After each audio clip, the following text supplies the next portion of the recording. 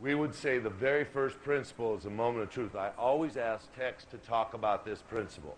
So I'm going to have him talk about it. You got your breath back again, Coach? Oh, yeah. Okay.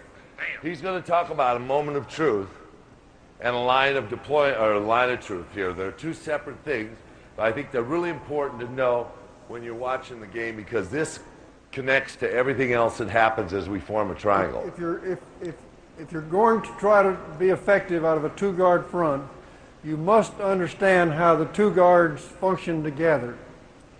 Wherever the ball is, 3 foot in front of him, or approximately 3 feet, if you draw an imaginary line across the court, is the line of truth. That's the line of truth. Now, as he comes up to the line of truth, the moment of truth is look for the lag pass or look for your entry pass. Now, Tex has explained the moment of truth and the line of truth, two different things. The line is where the defense is at. The moment is when this ball player arrives at that position. And when he arrives at that line, bang, everybody has to move. So Annie makes that cut. And we're going to run what we call a blind pig here, which is a pressure release. Cut. Straight to the basket, Annie, because your man's overplaying. Now, Kurt is going to step in the vacuum. Annie's coming off this double screen, Annie. There goes Brian over the top. Here comes a double screen, and here we are. Go ahead, Annie. Take the wing spot. Where are we? Right back in your offense. You broke down front line pressure. You broke down the pressure the guards have. Kurt could go in, big in, little out, set a pick for Brian to come back to the top of the key. We're looking at the triangle. There's a two pass to the top, and he's running a rebound screen cut with me. Good. Now, every person that's on the court has a responsibility to react at this moment of truth. The moment that position is right here, we have to react. I'm coming out to the wing to receive the ball. Sally's coming up on a high. If I've overplayed, hit the high post. I reverse because I was overplayed. Okay? Meanwhile, these two guys are running a squeeze at the top, Annie, with Brian. Kurt's setting a pick for me down here on the lane. But maybe he hits Brian. I'm coming around this. We're all involved in this. Not there. Brian hits me, goes and fills the corner. And he's back at the top. Sally went to the back door step. One of our principles is we're always in the offense. Wherever the ball is on the floor, we're operating right from there. And all 5 players knows what their actions are going to be. All right, so we've come to a position here where we're talking about moment of truth to get to our breakdown position against pressure defense. All 4 players have to be available. That's one of the principles of a sound offense, Hit the first to one receive that's a pass. Hit the first one that's open. On the wing, not here.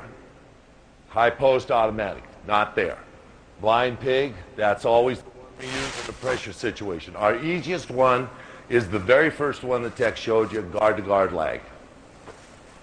Okay. Now run a second guard fill. All right. He's giving you the whole book. Not just giving them a little bit of the whole book.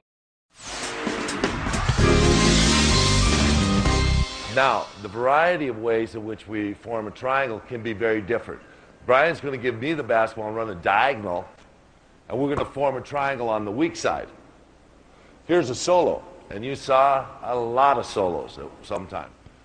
Okay? Now, the triangle is going to be on the opposite side of the floor. Annie, you're coming to the top of the floor.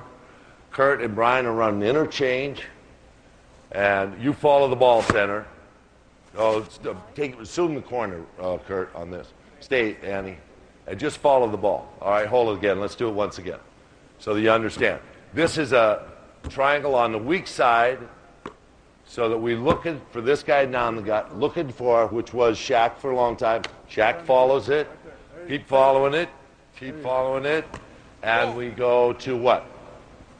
Triangle. So you're back into triangle, but you ran a solo on this side of the floor, and you exemplified the position, or you magnified the position that the center was playing and made the defense have to stretch, and now you come back to the system.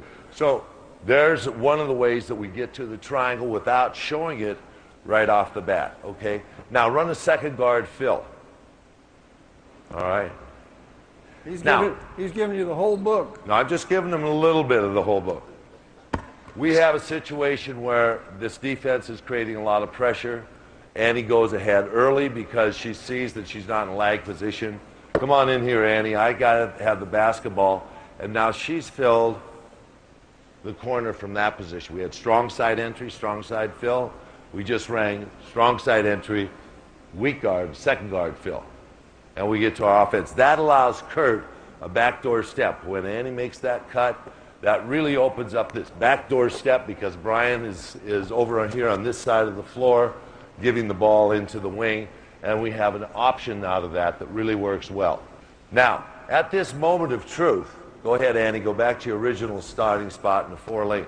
At this moment of truth, sometimes a guard has enough momentum or the guards are playing in a team pair in which we ask Annie to button hook and Brian to cross grain dribble entry. So Annie's going to button hook and Brian's going to cross grain. He gave an entry pass. And now we have what? We have a center opposite sequence again, or Sally could go in. That's his option to go in, my option to stay and play. Now, I have to play a new position, which is the pinch post. You're at the top, Annie. Coach, center of the floor. We keep using Sally. We're going to have to give him a pro contract. He may push him across and ask for the ball because his man's playing in the lane. You know, now he has, what, an open opportunity with 3/4 of the court in a space where he's isolated. Got it? So there's a lot of these options. So there's a dribble entry by the guard. You'll see that often. That was a cross grain with a dribble entry. Come on back out here again, Brian. One of the key principles to keep in mind in this offense is that the player with the ball hits the first open man.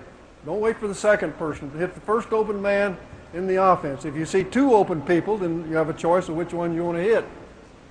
But you hit the first open man. It's predicated on player and ball movement with a purpose. Now, as a last resort, we're just going to make a direct line entry. So he's going to drive me right down to the baseline, and Annie's going to assume the top of the key, and he's going to swing the ball, and Kurt's going to go to pinch post, and he's going to go right into the post off a rub cut this time. Here goes Lamar. And he's got a post-up opportunity in the lane in a very simple action. What is the one, maybe two things that the layman can look at to say, all right, the Lakers are running it well tonight?